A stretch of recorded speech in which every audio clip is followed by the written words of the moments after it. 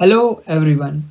I Javneet hereby humbly express my thanks for your esteemed presence and interest in the subject Environment Impact Assessment Notification 2020.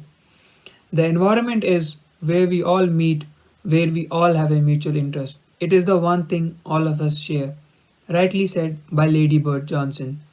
India, with total area of 3.287 million square kilometer and with tree and forest cover of 24.56% of the geographical area, with such vast and diverse biodiversity categorized from group 1 tropical wet evergreen forest till group 16 dry alpine scrub, hence could not meet the aspirations of most of its population in its draft Environment Impact Assessment Notification 2020. EIA invited the active criticism and participation from environmentalists, civil society, and several other organizations. Thus, the Ministry of Environment, Forest, Climate Change proclaimed to receive more than million comments to amend the provisions of EIA that missed to strike the balance between sustainable approach towards the development. The key areas and the reason to term the policy as anti-environment and anti-people were the draft EIA 2020 is subverting the constitution by limiting the inclusion of local decision-making bodies and public participation in the region. It takes away the power from affected communities to report environmental violations.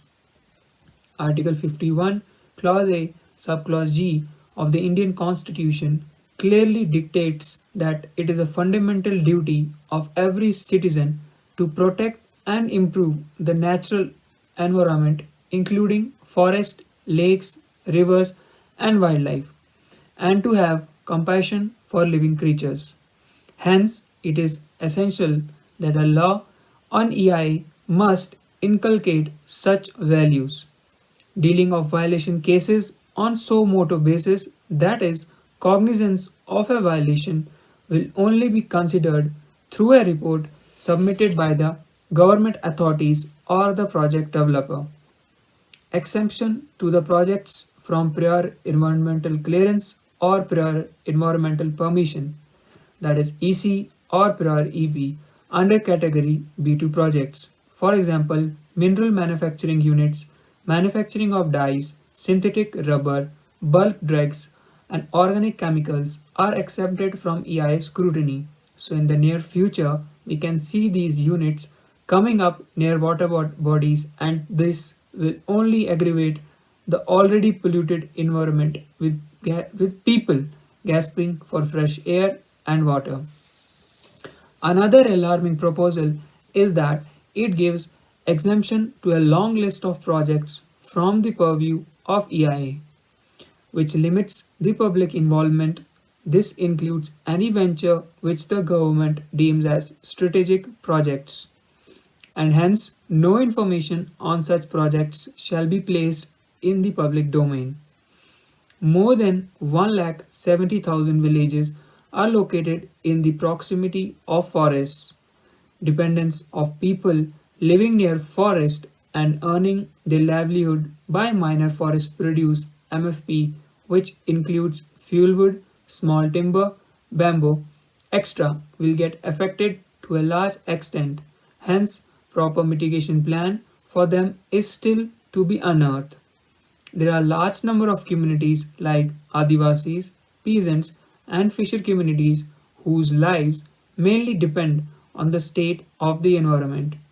There is a massive gap between the requirement of ecologically sound development policy and the development of the region, specifically Seven Sisters, known as Northeastern States of India. EIA is not able to bridge this gap with mandatory identification of sustainable development initiatives as the region is prone to multiple cycles of heavy floods, grade 5 earthquakes, and landslides due to hydrological and seismic fragility. Whereas the draft was praised by another majority of population. The category A and B list of projects, when subjected to expert appraisal committees upon their findings, if found positive, will prescribe assessment of ecological damage, remediation plan, and resource augmentation plan for the concerned project, and the project developer needs to adhere to the polluter pays principle. Category B2 projects exempted from prior environmental clearance or prior environment permission, such as solar photovoltaic power projects, development of solar parks, etc., will pave the way for promoting development and production of renewable energy. Mahatma Gandhi National Rural Employment Guarantee Scheme, MNREGA, and other government sponsored schemes are getting strengthened, which will help to carry out a large list of projects for community works. Example, digging of well for irrigation or drinking water purpose. Research and development activities, which are subjected to laboratory scale operations, are promoted in B2 projects, which can help to achieve the growth and development in a sustainable way. Recycling units registered under Hazardous and Other Waste Rules 2016 will minimize the production of goods to a certain extent and help to reduce the exploitation of the resources. Extraction of ordinary clay or sand by the Kumars potter to prepare earthen pots, lamp, toys, etc. is encouraged, which will not only reduce emissions but cater to the domestic customer requirements.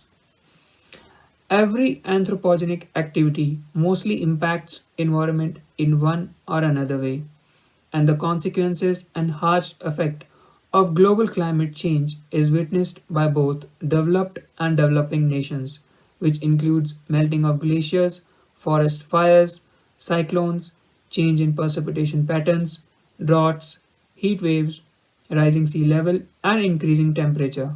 Thus, poses unique challenges to all life forms. To harmonize developmental activities with the growing environmental concerns rising day by day, we need an effective, efficient mechanism and flexible framework to reach the objectives of growth and sustainable development. For example, broad level analysis focusing on cross sector links and issues, multi stage process with variations incorporating wide range of developmental activities, alternative methods giving early warning of cumulative impacts, sector or regional wise, can be considered and implemented. EI needs to be evaluated in the background of the robust environmental principles operating at the national and international levels. The need of the hour demands active participation from the multi-stakeholders and also by following multimodal approach in framing laws governing extraction of resources and minerals from the only planet sustaining life, the earth. Mankind as it is developed today cannot live without taking up these activities, but environment cannot be sacrificed in a relentless indiscriminate pursuit for development. Therefore, alternative plans such as strategic environment assessment, which are undoubtedly recognized as powerful means to steer the development project towards the sustainable path, must be considered. Finally, to conclude by saying, with the technological advancements made in weather forecasting, disaster management, early warning systems, satellite data to monitor forest fires, cyclones, etc., the interaction of flora and fauna with the humans can be worked out and managed more effectively. Thank you.